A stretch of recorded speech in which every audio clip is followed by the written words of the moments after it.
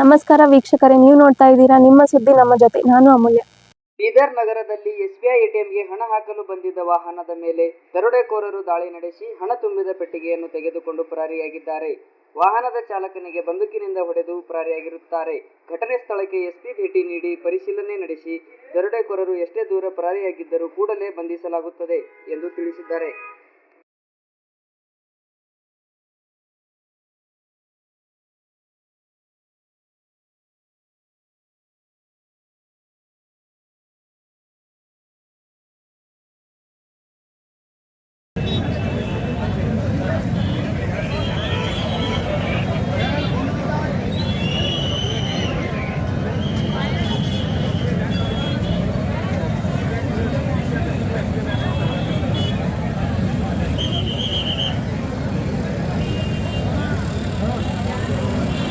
ಹೆಚ್ಚಿನ ನಿಮ್ಮ ಸುದ್ದಿಗಳಿಗಾಗಿ ನೋಡ್ತಾ ಇರಿ ನಿಮ್ಮ ಸುದ್ದಿ ನಮ್ಮ ಜೊತೆ ವಾಹಿನಿ. ಸಬ್ಸ್ಕ್ರೈಬ್ ಮಾಡಿ, ಲೈಕ್ ಮಾಡಿ ಮತ್ತು ಶೇರ್ ಮಾಡಿ.